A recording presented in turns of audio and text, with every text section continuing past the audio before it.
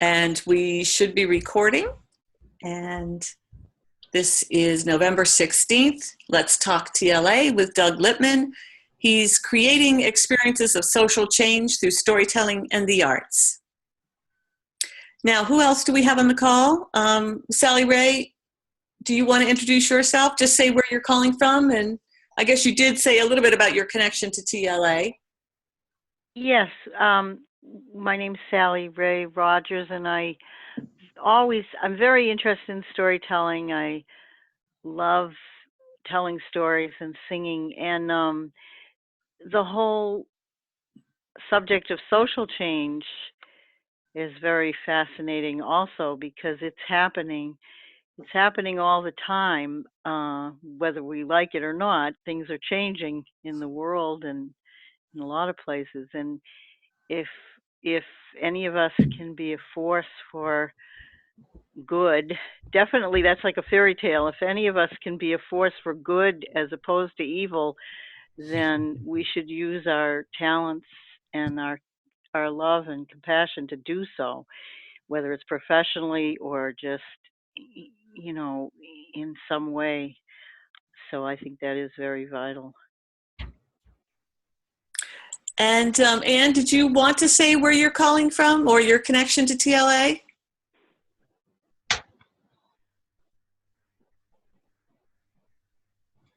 Okay, I guess not.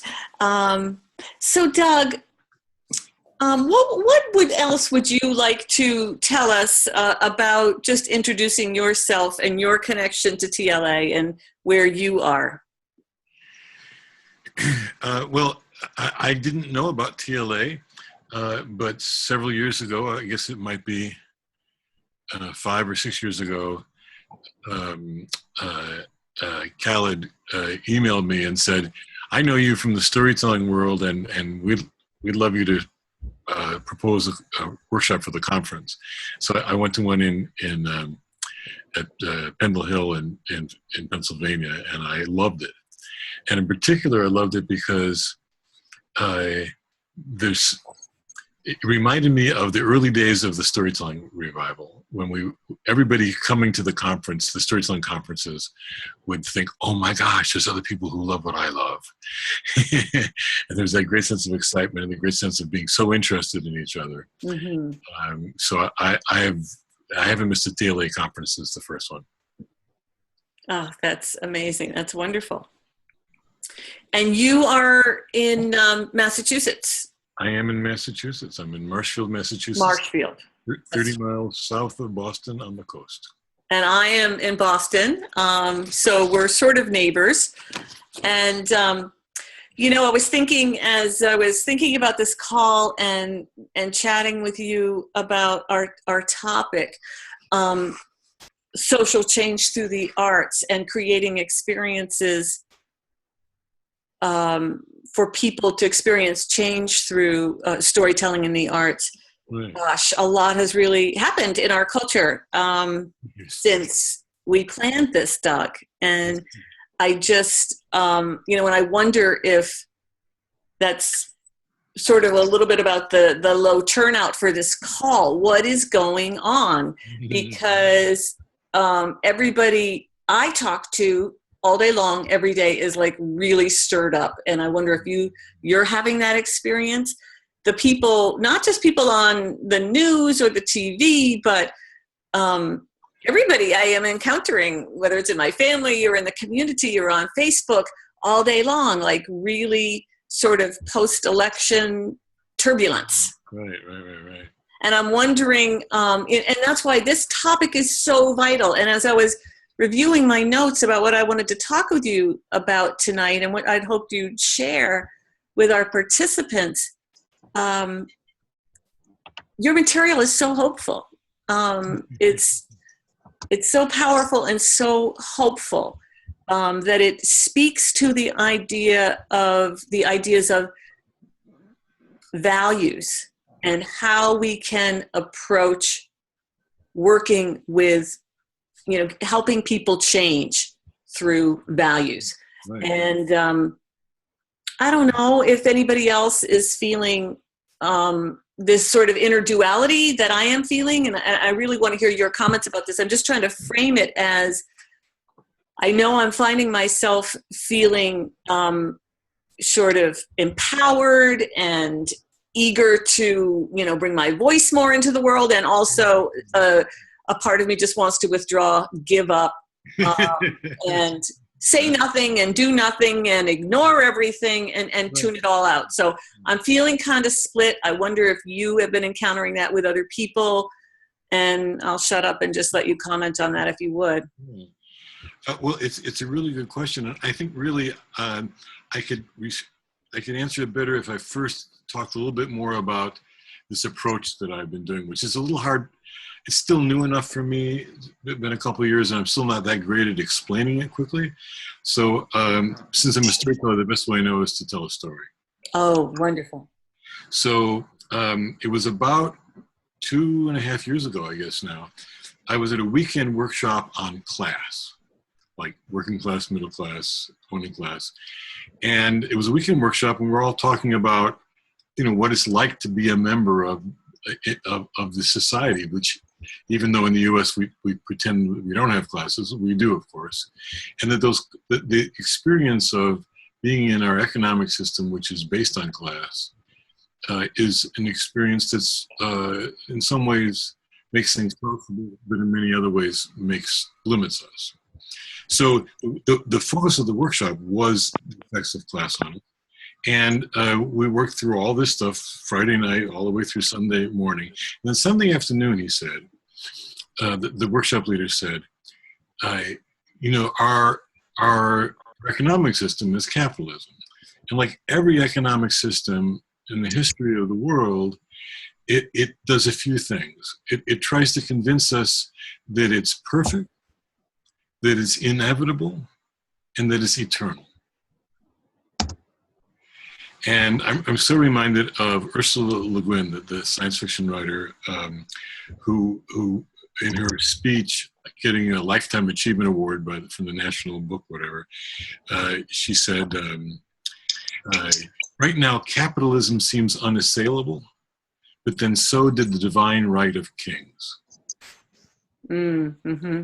And we have been basically coerced to follow the ideas and ideals of capitalism, I'm not against capitalism. I think capitalism was better than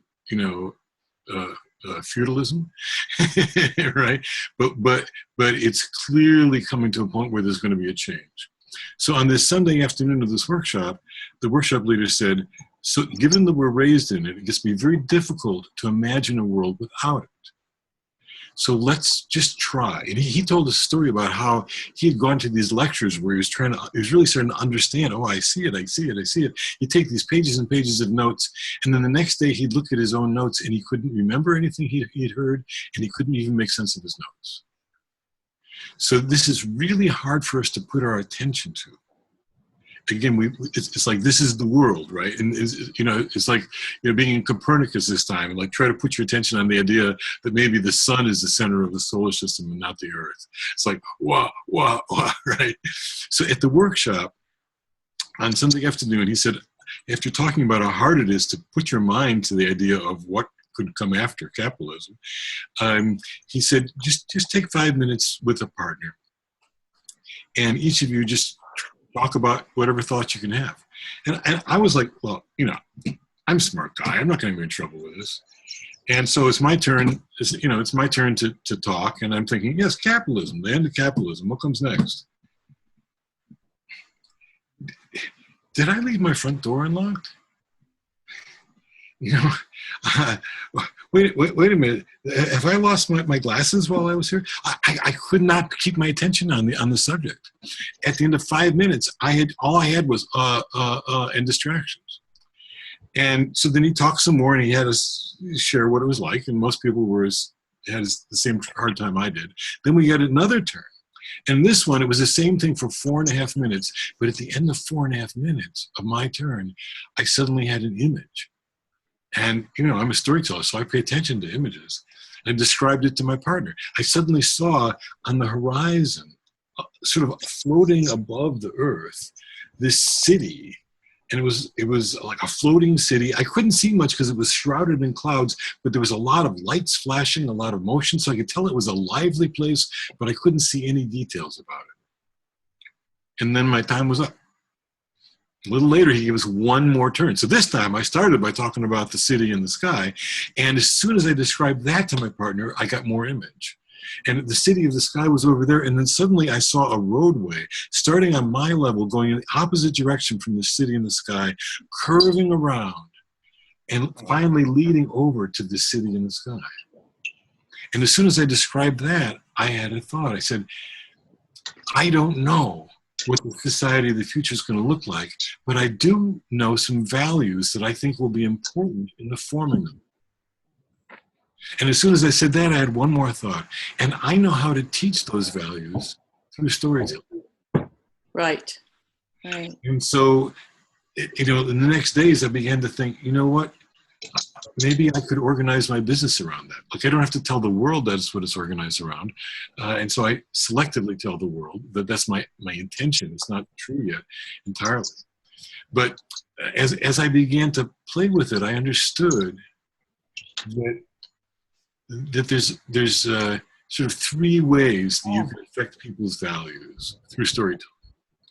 And one is you can tell stories about values. So I've had the great privilege to coach death row exonerees, a group called Witness to Innocence. They have a speakers bureau of people who have been convicted of a capital crime, served time on death row, and then been exonerated. They never committed the crime in the first place. And they tell stories about their experience. And they find it's the most effective way to change the opinion of people who are in favor of the death penalty, so that they will at least doubt it and maybe be out and out opposed to it after 2 hours with them. And what happens to them is that these people who like the death penalty like it because it's fair. There's a sense of justice. You take a life, you have to give your life. But when they meet a person who has been unfairly brought to the point of execution, then that experience means that they have to change how they apply that value of fairness. It doesn't fit here entirely. Mm-hmm, mm-hmm. And so people start to change their values because they've had an experience that doesn't fit in the way they've been applying their values. And storytelling can do that. In the case of the death row exonerees, they're telling their own stories, and so people get to know what they've been through, but they're actually seeing the person. But if I tell one of their stories, now it's all in your imagination, but you're getting to imagine an experience that doesn't fit in with the way you've been applying your value of justice. So that's the way that we're all familiar with, that storytelling can affect values. Okay. But there's another way, which is that, and this is what I became aware of for the first time at that workshop, that the ways that the very process of storytelling gives experiences of for example, noticing how amazing it is to listen to somebody. And for me, the value of listening is one of the values that our society way underrates. No value is absolute, but there's a time when you have to stop listening and help somebody's wounded and bleeding, and you want to listen to them, but at some point you got to just stop listening and take care of their wounds, right? Yeah. So no value is absolute, but we underestimate enormously the value of human attention, of just being delighted in listening to somebody, as opposed to doing something, as opposed to solving a problem, as opposed to evaluating. So the very process of storytelling, when it's taught well, gives people a chance to notice what it's like to listen to each other and to imagine. And what an amazing delight it is to imagine something and then tell about it, or to listen to someone tell a story and to imagine it. And it's a very, we all do it, but we aren't always aware of what an amazing thing it is. So to teach storytelling in a way that people pay attention to those processes is a way to both give them the experience of listening and imagining and things like that, and help them notice that that's what's going on. So that they then, the next time they hear about listening, they say, oh yeah, we did that cool thing with that storytelling workshop. Or, imagining, there's a way of listening that's about images and about experience and emotions. It's different from the way of listening. You'd be listening to me now where I'm talking about concepts, right? So the idea that there are values that are embedded in the processes of storytelling, and I believe in every transformative language art. I know the storytelling one's better because I've been teaching it for many, many decades. And so I made a list of 8 values that I think are both embedded in the storytelling processes and will be important in making our next society even more supportive of humanity and our flowering both individually and collectively than the present one is. So can I jump in for a second? I wanted to What? that was all by way of saying, so with that, now I can answer your other question if you like. Oh, okay. Okay, go ahead. So you've brought us into, I love this idea about the 8 values. I think that was a really wonderful introduction. So the power of listening is one of the 8. Yes. It's the first of the 8. Yeah. And then number 2 is compassion. People have a predisposition to compassion. Right, that's right. So what can you, and how does that, what would you say about that? Well, again, values are always relative to other values, right? So, you can say, you value honesty, but there's a point at which honesty carried to an extreme actually does more harm than good. Simple example, just last night I was at my stepdaughter's apartment, she and her husband, it was his birthday, and the conversation turned to this St. Louis delicacy called gooey butter cake. I'd never heard of it, but it's a big thing in St. Louis, and he's from St. Louis. And so they began talking about gooey butter cake, and at one point, Corey, my stepdaughter, said, remember the time that your mother sent you one for your birthday? Right? Oh yeah, he was living in New York. It turned out that his mother sent him one via UPS, but didn't realize he was away for 2 weeks. So it sat outside in the sun for a week before he got back to it. And it was completely moldy and, useless. And so John was telling about that, and Corey said, I still think you shouldn't have told her about that. Why didn't you just say, I got it, I love gooey butter cake, and thank you very much, instead of telling her that it was ruined, because she was really upset. So from John's point of view, honesty was a matter of fact. This is what happened, I tell my mother. From Corey's point of view, at that place, the value of honesty began to impinge too much on the value of compassion.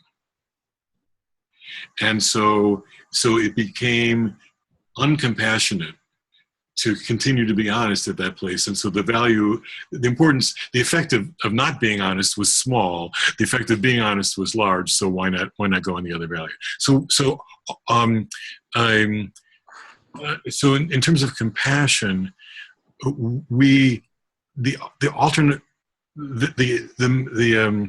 the balancing value for compassion that is so big in our society is evaluation. So if you meet somebody, is your first impulse toward, oh my gosh, here's another miracle of human consciousness?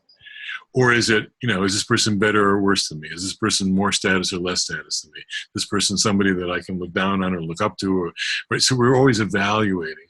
And again, evaluating is important. You have to evaluate. If you didn't evaluate people, you'd be in danger all the time. But we overdo that. Right. So the cool thing about storytelling and compassion, and I think it's definitely true of other language arts, is that when somebody tells a story, you get an experience of their experience.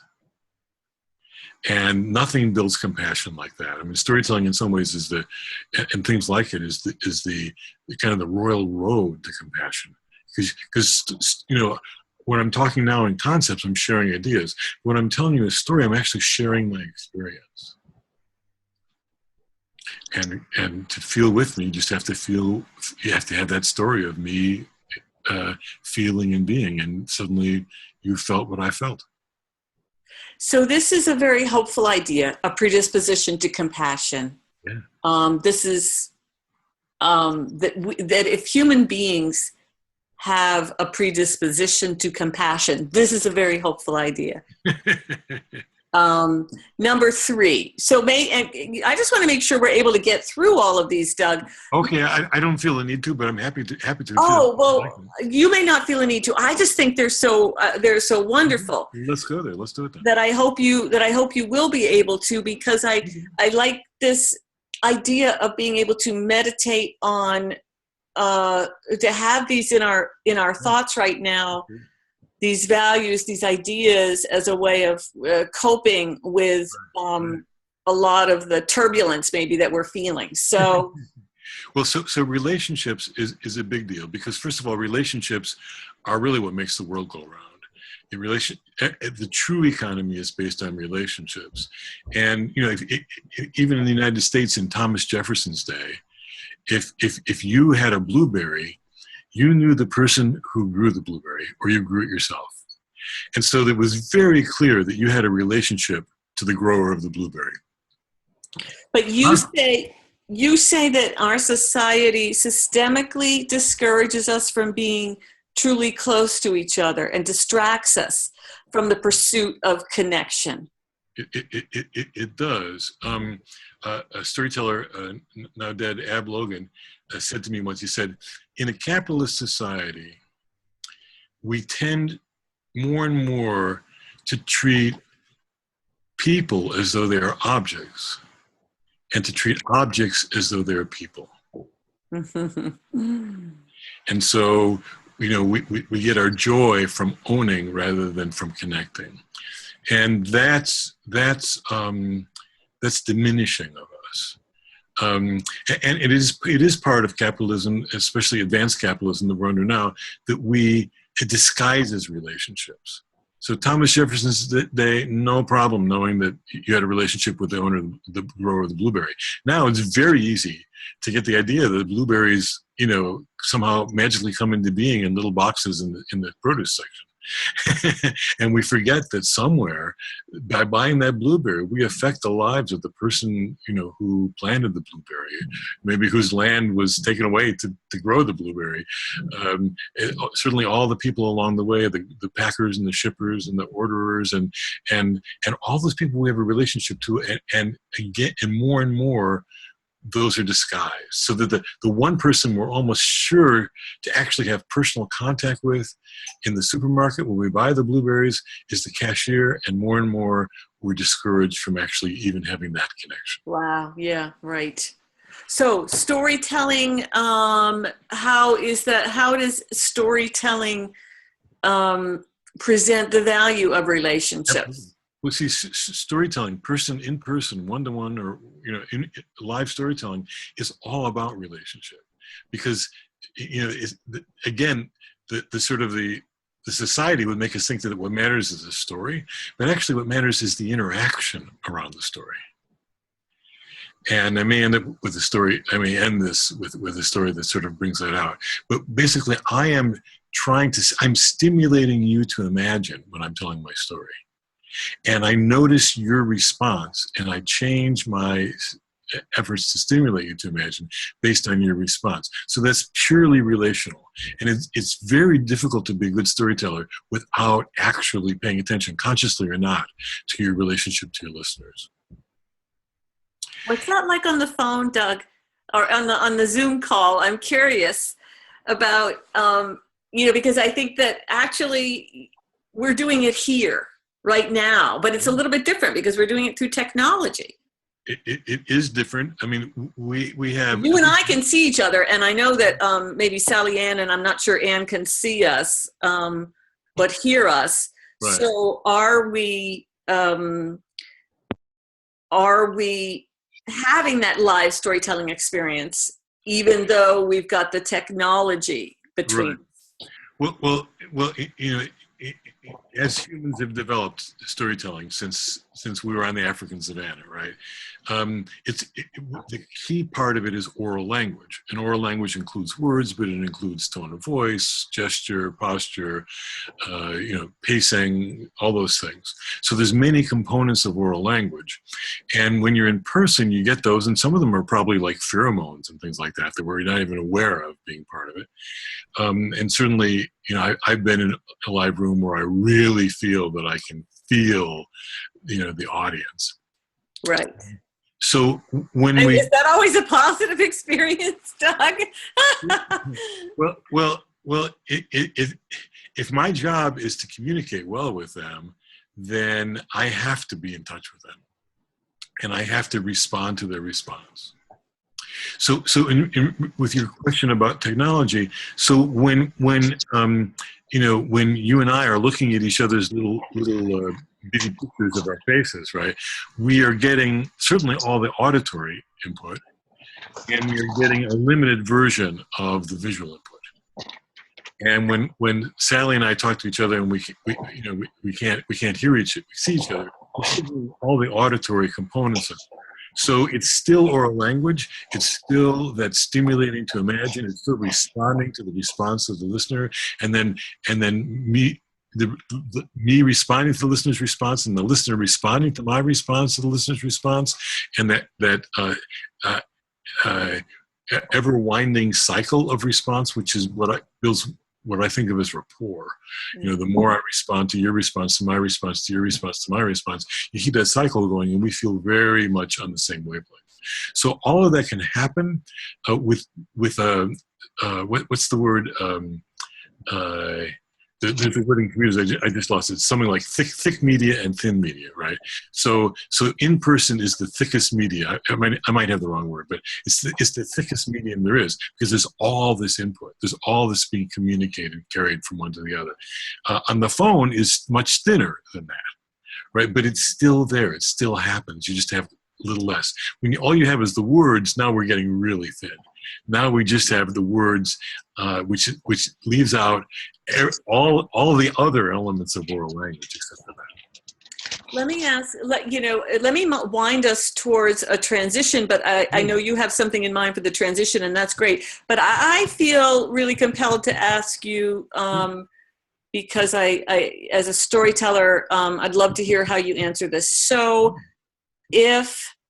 what is the greatest block to people telling each other their stories? And maybe the other side of that, what's the greatest facilitator of helping other people tell their stories? If we're going to assume storytelling in human environments, live storytelling really matters, what can we do or not do to facilitate I guess also our own ability to tell our stories. So to facilitate, to listen to other people's stories, to help them get over the resistance, but also help ourselves overcome that resistance to telling our stories.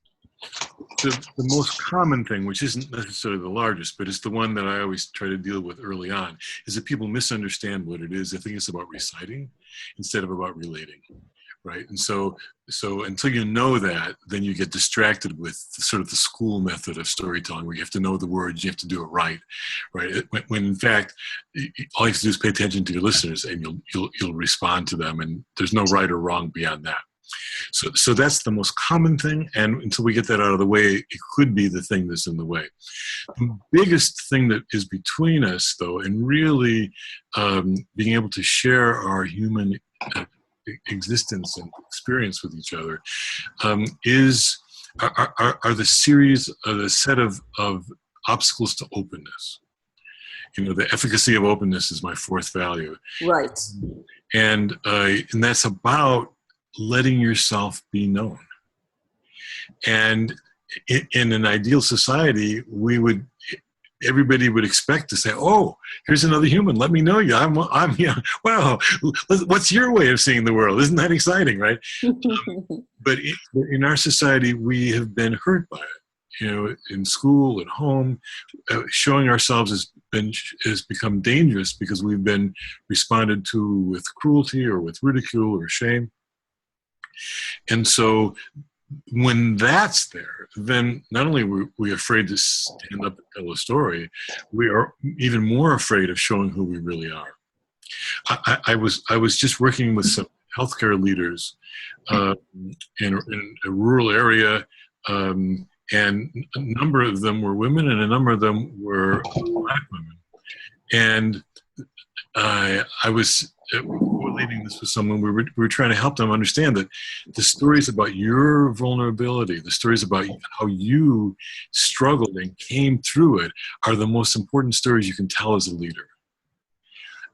Because we're on your side now. We know why you're doing this. Oh, you had this happen to you, and then you decided you were going to make sure it didn't happen to other people. That's a really powerful builder of bonds between you and other people. But especially with racism and sexism being what it is, these people felt like I'm vulnerable all the time. I can't afford to show any weakness. And so that's understandable, but it's actually counterproductive. You don't need to be weak, but you need to be able to be in your power and your strength now, telling your experience of how things didn't go well, how you learned something, how that changed your life, how that made you understand other people, how that made you devote your life to something. Those stories are the most important stories, and are the stories that people, when they're afraid to reveal themselves, are least likely to tell. Mm-hmm, mm-hmm. Well, I love how you phrased this in your write-up for the upcoming class that you're going to teach on Undervalue for the efficacy of openness, how openness and authenticity make everything else go better. It's so optimistic. It's so encouraging, and it's very simple. I bet it's a complex idea, but I really love the hopefulness of that, because I think we need that openness and authenticity now with each other, perhaps more than ever. And so before I want to give everybody a chance, or anybody a chance, to ask you any questions, Doug, that they have about anything that you've shared. But I think what would you like to say in closing as we transition? Well, given the way you frame this about, we're all a little bit upset and a little worried. I heard someone on the radio, and I went and found a podcast that she did on, be interviewed on slate.com. Her name is Arlie Russell Hochschild. And she is a sociologist from Berkeley. Realized she was living in a liberal bubble, and that she didn't know anybody who was a Tea Party follower, and she wanted to be in their bubble. And so she moved for several years to the most Tea Party favorable place in the country, rural Louisiana. And she modeled so amazingly the values of listening and openness and compassion. Her whole job wasn't to tell these people they were wrong. Her whole goal was to understand how they saw the world. And not only did she come to be able to do it in a way that they agreed, yes, that is how I see the world, but in a way that she could explain it to the rest of us. Uh-huh. So one of the most hopeful things is her use of those values to pursue compassion rather than conflict, to say, okay, our differences are not that we're different species. It's not that I'm good and you're evil. It's that we have been through experiences that make it difficult for us to understand each other. And the job of social change includes helping us feel what it's like to be each other. Mm-hmm, mm-hmm. That's a beautiful, beautiful summation. The job of social change. How did you say that again? Includes. It includes more than that, but it includes helping us be able to understand each other's experience, to have compassion for each other, to be able to see the world through each other's eyes. Okay, that's really wonderful. I would love to ask now if either you, Sally Ray, or Anne have any questions that you want to ask Doug. I know you're muted, Sally Ray, but maybe you could unmute. She did. I unmuted, and if you said anything, my phone is weird, so I couldn't hear the last couple of things you said. But, I mean, Do you have any questions, Sally Ray? Right. I I don't really have any questions right now. Okay, so not even a question, Sally Ray, even is necessary. Just any personal response or anything that came up for you in listening to Doug and that you related to, or that you really liked or appreciated. Or well, so I heard, I think officially 4 values, but I heard more than that. And well, one thing I liked was he said respond rather than recite, which isn't listed as a value in my little notes, but right. It's about relating, I guess, and that relating and being aware. I really liked what Doug was saying. I think that there is a difference between being a professional performer at some point with an audience and talking to a few people, because when you get up in front of an audience, you have to, I mean, you can't be as aware of what's going on with everybody. Yeah, it's true. And yeah, so and the whole subject of relationship this is very fascinating to me, because I've always wanted to be a better listener, because I have seen that was something I needed to be more aware of, where the other person is at. And so this is very fascinating. Any thoughts on that, Doug, about cultivating the improved listening skills? Oh, it's huge. It's huge. And I mean, the storytelling has an advantage, because when you teach storytelling is really about what the listener does. You know, when I told you the story of the gooey butter cake, right? You probably had created some images, maybe of the cake sitting there on the sidewalk, or maybe of Corey, my stepdaughter, telling me about it, or and so that's actually what I call the central act of storytelling. And it's that when at the moment of communicating a story, the listener actively creates in their mind images, and those images are effortless, instantaneous, and unique to each listener. And so once you understand that the most important thing in storytelling is what the listener does, not what the teller does, then you start to understand that as a listener, you have the ability to make the story go well. If you are deeply listening, it helps the storyteller. And in fact, you can listen a story out of somebody that the person didn't even know they were going to tell, because you're listening that deeply. Wow, Doug, you just said something that reminded me of a situation I used to have with a friend of mine, that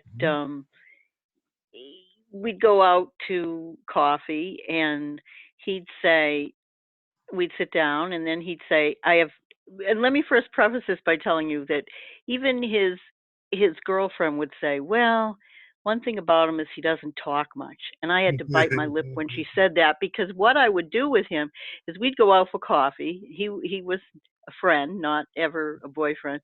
Yeah. But what I'd do is he'd say, I don't have anything to say. And right after he said, I have nothing to say, I would shut up and I would pray for him to inspire me. And because I would pray for him to inspire me and I wouldn't say anything, he'd start to speak. and he'd speak for hours to me. And then I'd meet his girlfriend, and she'd say, well, he's really nice, but he doesn't talk much. And I'd be like, what? So that was... it's a perfect example, Sally Ray. I'm glad you shared it. It reminds me of, I think it was a greeting card or something at a gift shop, right? One of those little buttons or something. And it said, what some people need is a good listening to. Mm-hmm. And you just gave us a perfect example of giving somebody a good listening to. Yeah, and it is, wow, yeah. That this is very telling for me in so many ways, because it's like so easy to not listen. Yes. And I've done that plenty, and I call it, well, I don't know what to call it except like delayed listening, where I'll be with people and I'll just kind of be a little nervous and say something maybe, and then I'll walk away from them and realize, oh, wait a minute, this is what was happening. Oh. Yep. And it's just, wow, it's just incredible I think it comes down to being in the now without worrying about, I think that the whole problem is not the whole problem, but it seems to me sometimes when you're worried about empty spaces. That's something you taught me in storytelling, Doug, that the space is important, because this happens to me in small social situations where in other words, not with that friend, but with other people, where they'll be quiet and I'll think, oh, I gotta say something. And then I say too much. Whereas it's like, wow, to be comfortable with a space, that makes it so good. Yeah. With the pause, with the silence. Yeah. Honoring the silence, that ability to sit and not say anything at all. The simplest, most important exercise when I teach people to tell stories, if I only have time to do one thing, it will be this. I'll tell them a story. I'll ask them, what color was the cake or something like that, right? And then they'll all have an answer of some kind. And so that we've just established that they did this thing about listening and creating their own images. And then I'll say, so that the most important thing in storytelling is listeners. So I'm going to give you a prompt. And when it's your turn to be the teller, but when you're the listener, your job is to listen delightedly. You have no permission to take over the agenda. You're going to follow the person who's in the role of the teller. And so then they do that. And then I ask them, so what did you notice? What was easy or hard about being the listener? I don't even ask them at that point, what was it like to tell the story? Because the thing they need to become aware of is what it's like to be the listener. And some people say, well, it was hard because I kept wanting to ask questions and to tell them what they were doing wrong. But even more people say, oh my gosh, it was such a joy. I didn't have to worry about what I was going to say. I could just be there. I got to enjoy imagining what this person was saying to me. And once you've experienced that, then your whole world has changed. Yeah. It's just, storytelling is, I think even the word storytelling is limiting, like so many words are. People think, oh, storytelling, I know what that is. Oh, storytelling. But it's so amazing to see that this relates to so much of life, in relationship, everything about relationship and everything like that. So I don't have that much to say. I just think it sounds very interesting, and I'm very interested in it. I have been for a long time. So. And you've got Doug, you've got the class that you're offering Yes. in January, and I don't know if Anne or Sally Ray know, or others who might be listening to the recording know, that you've got a description of the class Right. under classes, upcoming classes on the TLAN website. That's tlan.org, and that you have the 8 values spelled out here. Yep. Who should take the class, the format, and all of that good information is available there. So if anybody wants more information about that, they simply need to go to the website. So can I just say briefly, sure. that because I have done this work with storytellers as a storyteller myself and with some other storytellers, but I haven't done it with poets and songwriters and improvisational singers and so on. And I really believe that these same values will be, they might not be universally available, but I suspect that they are embedded in other art forms. And so the fun part of this will be to, in the 6 classes and 2, 3, 4, and 5 lessons, those middle ones, each one will go through 2 values, and I'll talk about the value and some ways that I use with storytelling. But then we'll be brainstorming. Okay, what are some other ways that this fits with your art form, with your experience? Even if you're a storyteller, how does it show up in what you've done? And so it'll be a kind of a cooperative exploration. I'll lay out the structure and give some input so people know what I'm talking about. But I'm excited about being able to do this with people who are practitioners of different language arts. And will participants be actually practicing or presenting stories? If they want to. Okay. I mean, I this isn't a storytelling class. It's Okay. a class about using the processes of storytelling and perhaps other art forms to help people appreciate some underappreciated values that I think are important for society. That's what the class is about. Okay. And so if somebody is a storyteller or wants to know about storytelling, they'll get some experience of that. But what I'm hoping is that they'll be able to say, oh, just like you were in that workshop where you suddenly said, oh, I know some values that will help get us there. And I know you know them through storytelling. Well, I know how to do that through poetry, or I know how to do that through something else. Did you have a story? Sally Ray, did you bring a poem or anything to share? Well, I have a 1 or 2 poems that I have right in front of me on the computer. So one of them is a song, and if you want me to do one, I'll do that one. If you want me to, I don't know which. If you want me to do one poem, I'll do the one that I feel like it would be nice to do the song because. Why don't you plan on doing both? I think we have we're able to do both. When do you want to tell your story, Doug? You have another piece that you wanted to share? Yeah, I have a story. I can tell it now, or we can end with it, whichever. Okay, why don't we end? How about if we end it with it? So, Sally Ray, what we'll do is we'll listen right now to your song and your poem in whatever order you have. I have a short poem to share, and then we could have Doug close us out with his story. How does that sound? Okay, that's fine. You're on, Sally Ray.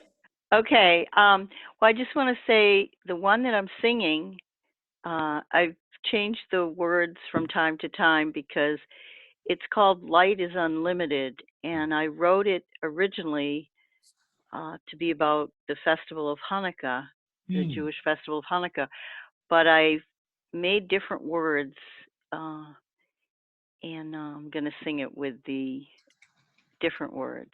Okay. Light is unlimited. It means we'll never part. Even if you travel far, you'll never leave my heart. When you light one candle, unlimited you see, a flame which is endless inside you and me. Candles on the outside remind us of the power.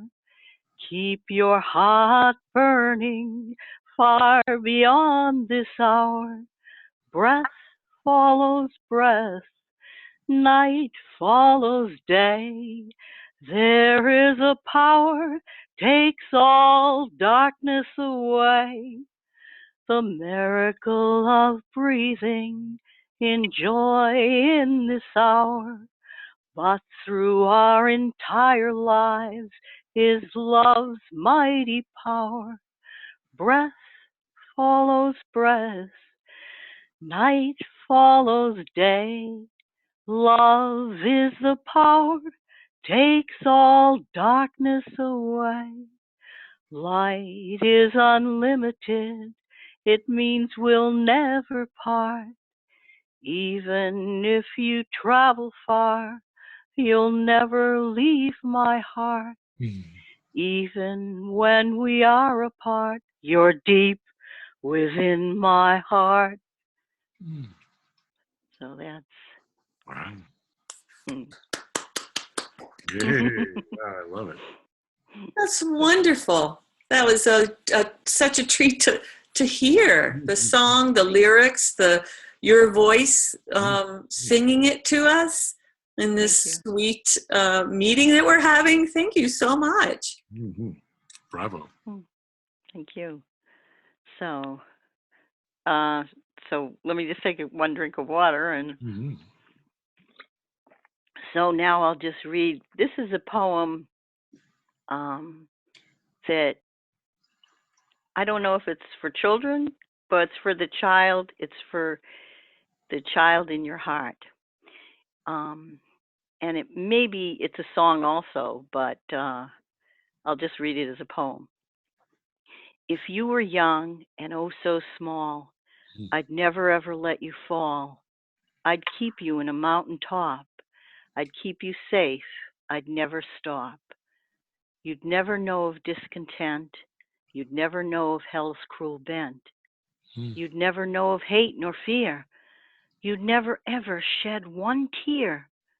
But then I guess I truly fear you'd never even know I'm here. Whoa.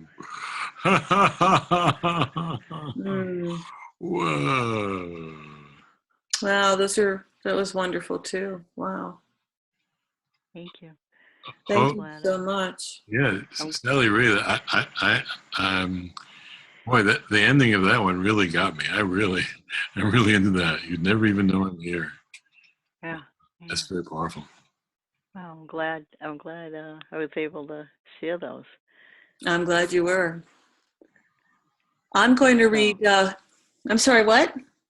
Oh, I just said, so if I was to ask one little question, it would be, which is more powerful for me to do, singing or speaking?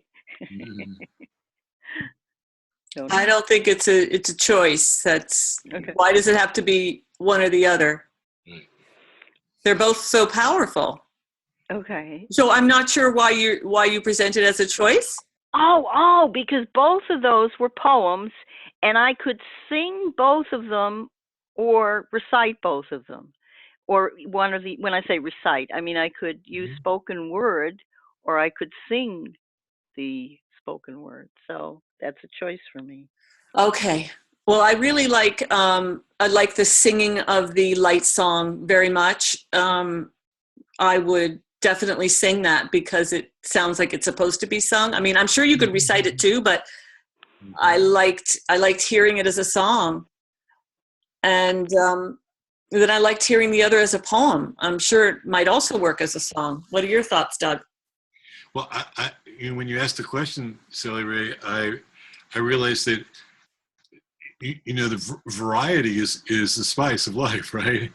And that if you only sang song after song, there would be a chance. There's a sameness that we can kind of get lulled into.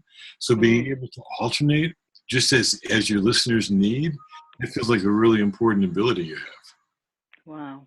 This is so great for me. Wow. This was wonderful. This is Well, great. Thank you. Yeah. excellent. And I hope you do get an opportunity to present the light song at Hanukkah at maybe this year somewhere. Okay. Yeah. Yeah. And I have, yeah, it's, I have had that opportunity informally and once in services, where everybody, was given the words and we kind of, I sang it. And, yeah. Very nice. Thank you. I have one short poem, and I will read it now. This November, my father's birthday, sun will rise at 6:29 a.m. Sun will set at 4:29 p.m. Where I wake, expect clouds, early clearing late, gusts occasional. West northwesterly wind will shift. Sky will bleed lilac and sky will top trees, will blow leafless on top of Pine Hill. Look, a big enough hole. Last Sunday we opened, we emptied his ashes. Grown from his weather, children under a cloud. Wait, will he billow or swell? Will he surge, puff us up? As by wind, will he roil? Will we rise? Will we scatter? Wow.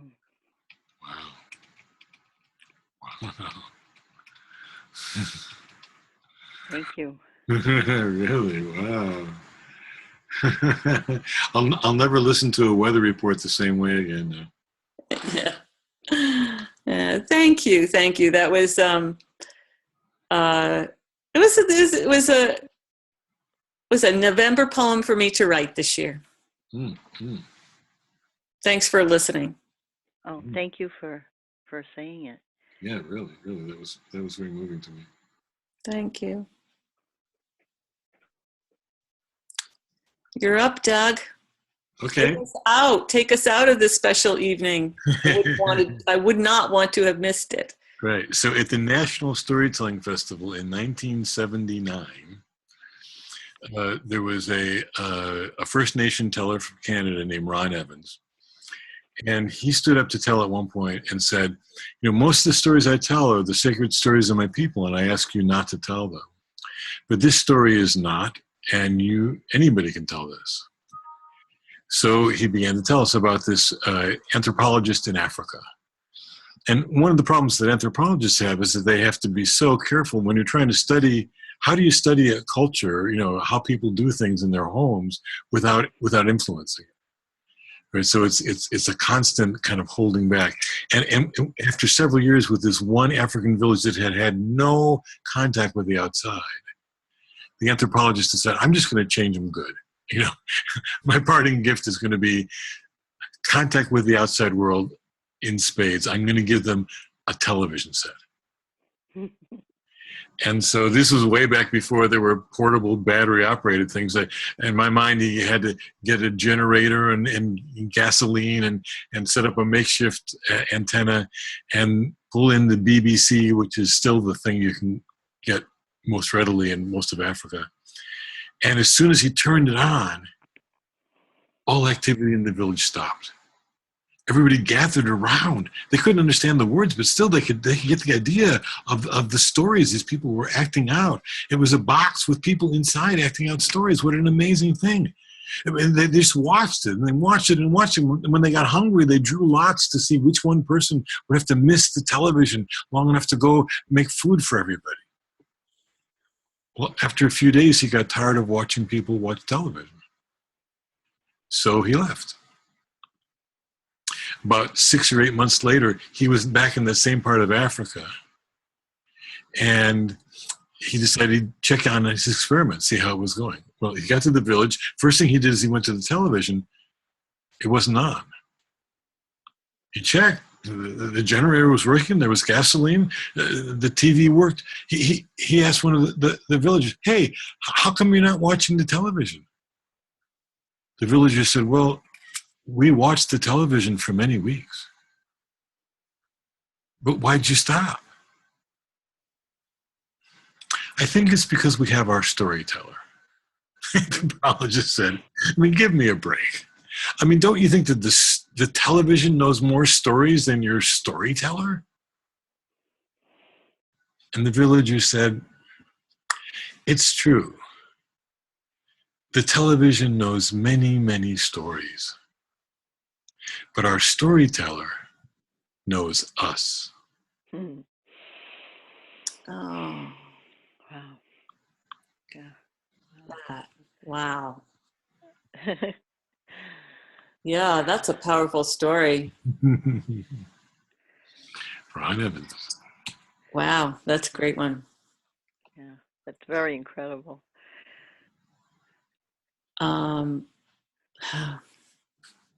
This has really been special. I'm just so glad to be here on this late November night, talking about stories, and I just love the intimacy and where we got to in this call, sort of from a little bit far apart into, just the three of us sharing these wonderful stories, and taking the risk, the openness, the compassion, the relationship, the listening. Thank you for giving us this opportunity, Doug, to create the values to share and enact them between us all here tonight. Thank you. It was a real pleasure. Thanks for holding the container for it. So, Sally, thank you for coming and participating so enthusiastically and creatively. Thank you. And I when I did The Light is Unlimited, when it was done as a Hanukkah song, the whole way I wrote it was when I was hired to do storytelling at a temple with a for children in a Jewish children, and I wanted to have a Hanukkah song, and I couldn't find one I liked, so I just made one up, and I made it up 1 week before I went to sing, and I went and I sang it, and that's how it came about. Great job. Thank you. This recording will be posted probably sometime tomorrow, and I'll let you know. Thank you so much. Yeah, thank you. Thank you, Doug. You're welcome. Thank you, Kelly. Thank you, Sally Ray. Thank you, Kelly. Thank you, Doug. It was fantastic. Wonderful. I hope we have you again soon. Take care. Okay.